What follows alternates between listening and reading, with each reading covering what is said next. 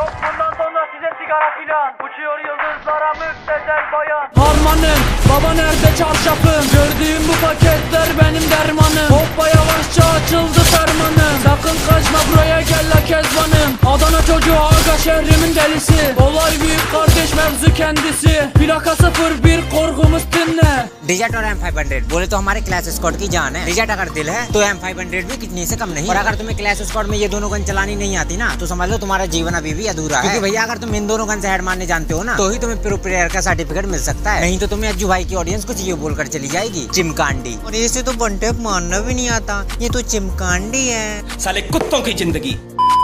तो यार लौंडो ऐसा किसी को मत बोला, क्या पता उस बंदे ने अभी गेम डाउनलोड किया या फिर उसके पास 2 GB रैम वाला फोन हो। दिल से बुरा लगता है यार, दिल से बुरा लगता है। लेकिन भैया हमारी बात यहीं पर खत्म नहीं होती, यहीं पर वो भी लौंडे आ जाते हैं। तो सिर्फ पुराने जमाने के प्लेयर तो सिर्फ नाम के लिए हैं, बाकी तो आप खुद समझदार हो। क्यों? अरे पागल है, कितनी बदतमीजी से बात कर रहा था सुनील शेट्टी साहब से।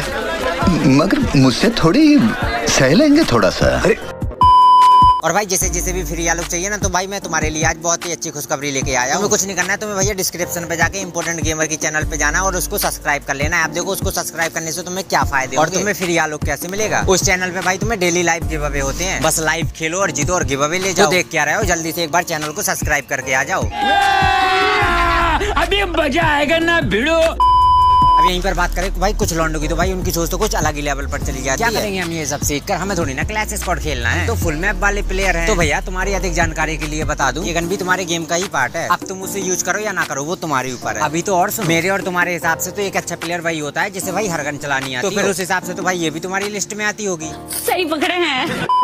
अब देखो मेन टॉपिक पे आते हैं। डिजेट और M500 एक ऐसी गन है, अगर तुमने महारत हासिल कर ली तो भैया CS के 2 राउंड तुम्हें कोई नहीं हरा सकता। लेकिन जैसा कि तुम्हें पता ही होगा ये इतना आसान भी नहीं। आजकल तो तुम्हें बच्चे से बूढ़े तक सभी डिजेट के हेड मारते हुए दिख जाएंगे, लेकिन सिर्फ लॉन्ग रेंज में, क्योंकि वो आसान। फॉर एग्जाम्पल एम को रेड करो और सीधा ड्रैग करो। लेकिन अगर तुम उन्हीं लॉन्डो के सामने क्लोज रेंज में चले जाओ तो वो तुम्हारा भैया बाल विवाह का नहीं कर सकते। लेकिन आज मैं तुम्हारे लिए इसी का तो समाधान लेके आया, क्योंकि इस वाली ट्रिक में तुम्हारी सारी बंटे बाली गन आ जाती है। क्या यार अब तुम्हें मैं गन भी बताऊं? डिजेट ड्रैगनो शॉटगन M500 SKS। इससे ज्यादा तुम्हें एक साथ में कुछ बताऊंगा तो भैया मेरे फेफड़े मेरे मुंह से बाहर आ जाएंगे।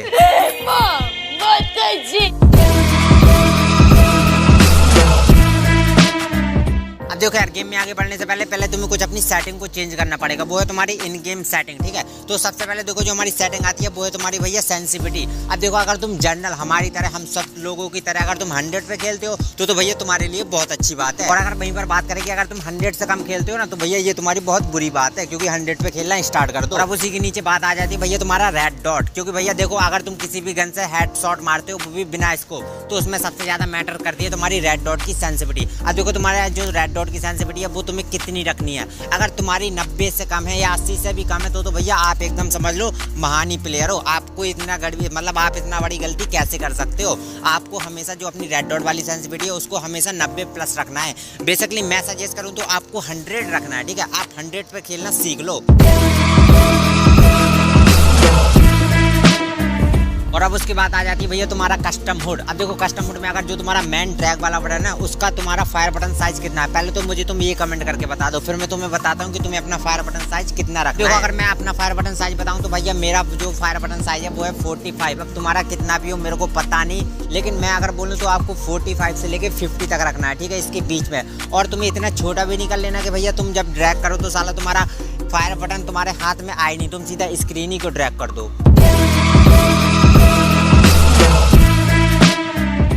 अब इतना सब सेटिंग चेंज करने के बाद अब आ जाते हैं भैया अपने गेम के ऊपर। अब बात आ जाती है भैया तुम्हें अपना एम को कैसे परफेक्ट करना है, यानी कि तुम इसको अपने एम को इतना क्लोज रेंज में कैसे उसके सर पे ले जाओगे। ठीक है, तो उसके लिए भाई बहुत ही आसान है। जो तुम्हारा देखो एम होगा उसको तुम्हें भाई हमें हमेशा याद रखना है कि जो तुम्हारा स्क्रीन है वो तुम्हारा जो तुम्हारा एम हो वो उसके आसपास रहे, जिससे कि क्या होगी जितना भी फास्ट हो उसको एम चिपक जाए, यानी कि उसके ऊपर रेड हो जाए या फिर कुछ भी हो जाए। जैसे कि मैं तुम्हें देखो वीडियो में कैसे दिखा रहा हूँ, मैं अपने एम को हमेशा बंदे के एकदम पास में रखता हूँ, तब जाके मेरा हेड आसानी से लग जाता है। और इसमें तुम्हें मतलब एम का तुम्हारा देखो बहुत ही ज़रूरी है। अगर तुम भाई रोटेशन ड्रैग मारते हो तो बहुत बढ़िया है, उसमें तो बाय डिफ़ॉल्ट एम से हेड पे चला जाता है। और अगर बात करें अगर तुम्हें रोटेशन ड्रैग नहीं आता है ना तो तुम भैया तुम्हारे लिए एम का बहुत ज़रूरी है कि वो तुम्हारे बंदे के आसपास हो, खास करके वो उसके सर के आसपास हो, तभी जाके तुम्हारा हेड गलेगा एकदम क्लोज रेंज में।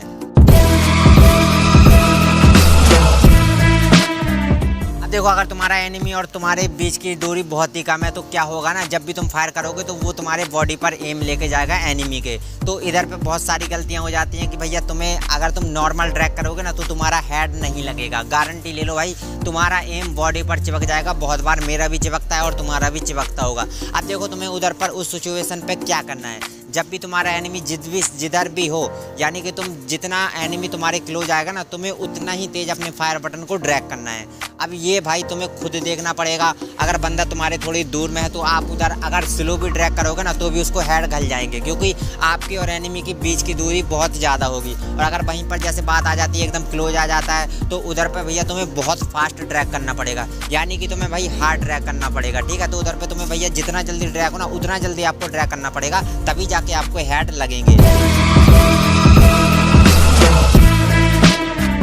अब बात आ जाती है कि देखो अगर तुम्हें रोटेशन ड्रैग आता है तो भैया तुम्हारे लिए बहुत अच्छी बात होने वाली है, क्योंकि देखो ज़्यादातर बंदे क्या करते हैं, क्लोज रेंज में रोटेशन ड्रैग का यूज़ करते हैं। अब देखो रोटेशन ड्रैग है क्या, बेसिकली जब भी आप रोटेट करके किसी को मारते हो, जैसे आपका बंदा लेफ्ट या राइट या फिर जो आपका एनिमी है वो लेफ्ट राइट भागता है ना, तो आप रोटेट के हिसाब से उसको लेफ्ट या राइट अपना जो फायर बटन है उसको रोटेट करवाओगे तो आपका एम आसानी से उसके हेड पर लग जाएगा। जैसे कि मैं तुम्हें बैकग्राउंड में दिखा रहा हूँ, देखो बंदा मेरा इस साइड जा रहा है तो मैं कैसे अपने फायर बटन को रोटेट करके उसी साइड लेके जाऊँगा ताकि मेरा आसानी से जो है रोटेशन ड्रैग काम कर जाए। और अगर बंदा तुम्हारे साथ भागते हुए आ रहा है या फिर तुम बंदे के साथ भागते हुए जा रहा है या फिर बंदा आपके जो सामने है, जो आपका एनिमी है वो एकदम खड़ा हुआ है, स्टिल है, तो उधर आप डायरेक्ट ड्रैग का यूज करके उसको आप आराम से मार सकते हो। और अगर वहीं पर बात आ जाती है कि भैया तुम ग्लू पे ग्लू लगा जा रहे हो, सामने वाला बंदा ग्लू लगा जा रहा है, तो उधर पर तुम्हें रोटेशन ड्रैग का यूज करना पड़ेगा, क्योंकि ना तो आप स्टिल खड़े होंगे ना आपका एनिमी स्टिल खड़ा होगा। तो उधर पर सबसे ज्यादा आता है भैया रोटेशन ड्रैग। देखो जो ये वाली चीज है ना, ये बहुत से लोग गलती कर देते हैं, मतलब बहुत अच्छे प्लेयर भी गलती करते हैं कि वो क्या करते हैं कि उनको भाई पता नहीं रहता कि जो हमारा एनिमी है वो किस साइड से आएगा, उसने ग्लू बॉल किधर लगाई है, वो किस ग्लू बॉल के पीछे है। बेसिकली होता क्या है, ज़्यादातर बंदे भूल जाते हैं कि यार उसने तो इतनी सारी एनिमी मतलब ग्लू लगा लिया, वो किधर होगा, तो आप कंफ्यूज हो जाते हो, जिससे क्या होता है कि आपका एनिमी फ़ायदा उठा लेता है, जैसे कि मैं उठा रहा हूँ। देखो अब बेसिकली देखो तुम्हें करना क्या है, सबसे पहले तो अगर तुम हेडफोन या फिर एयरफोन यूज नहीं करते हो ना तो उसको यूज करना शुरू कर दो,